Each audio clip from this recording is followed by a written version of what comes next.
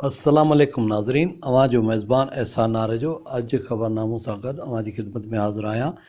Corona crisis centre Pakistan जी 25 अप्रैल जी report मुताबिक़ पाकिस्तान जे अंदरि corona जे मुतासिर कन्फर्म मरीज़नि जो अंग 12,227 थी वियो आहे, जॾहिं त सिहतयाब थींदड़नि जो अंग 2755 आहे ऐं कोरोना में 256 माण्हुनि जान जी बाज़ी हाराए छॾी आहे।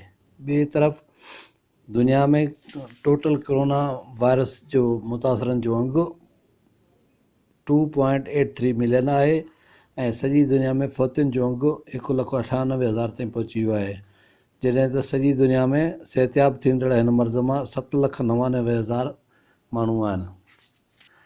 ठटोमा गिराफ जे एवज़ी मोहम्मद रमज़ान मेमण जी रिपोर्ट मुताबिक़ रमज़ानुल मुबारक जी आमद सां वापारियुनि मनपसंद अघ मुक़ररु करे छॾिया। आम वाइपे जे शयुनि जा अघ आसमान सां ॻाल्हियूं करण लॻा। महांगाईअ ते कंट्रोल करण लाइ असिस्टेंट कमिश्नर ठटो फयाज़ हुसैन मैसर जी अॻवानी में रेवेन्यू अमलदारनि पुलिस सां गॾिजी शाही बाज़ार में छापा हया।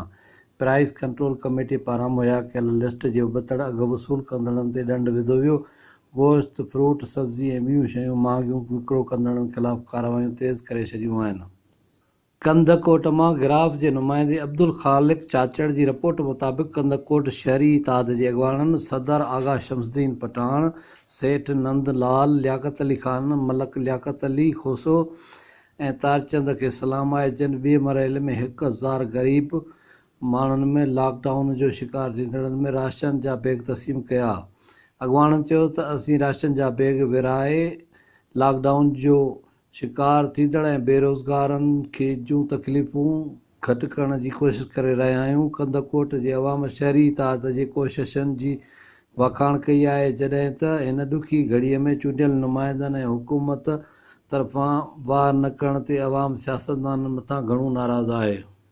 काज़ी अहमद मां सजाद टांवरीअ जी रिपोर्ट मुताबिक़ ॻोठ हाजी पांधी सोलंकीअ जे रवासी रिक्शा चुंची हलाईंदड़ मुबारक सोलंकी प्रेस क्लब काज़ी अहमद ॿुधाईंदे ॿुधायो त चांडिया पेट्रोल पंप ते 3 ॾींहं अॻु पेट्रोल भराइण दौरान मुलाज़िम जी ग़लतीअ सबबि पेट्रोल रिक्शा जे इंजण ते किरियो, जंहिंसां रिक्शे खे बाहि लॻी वई। पंप इंतिज़ामिया बाहि विसाइण बदिरां रिक्शे खे धिके परे कयो ऐं रिक्शा मुकमल तौरु सड़ी रख थी वियो। पंप जे मालिक मोहम्मद हनीफ़ चांडियो मदद जी ख़ातिरी कराई, पर हाणे मुंहिंजी मदद करण खां फिरी वियो आहे।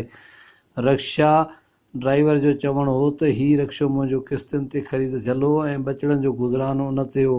आउं बेरोज़गार थी वियो आहियां, बचा बुख ते वेठा आहिनि। ॿिए तरफ़ पेट्रोल पंप वारनि अहिड़े इल्ज़ाम जी तरदीद कई आहे ऐं चयो आहे त रिक्शा में का फ़नी ख़राबी हुई।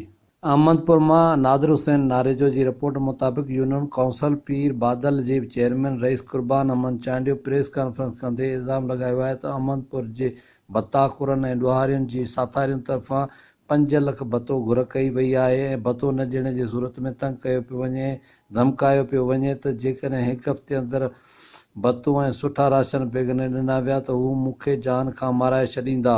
यूसी चेयरमैन वसवारनि खां क़दम खणण जी घुर कंदे तहफ़ुज़ ॾियण जो मुतालबो कयो आहे।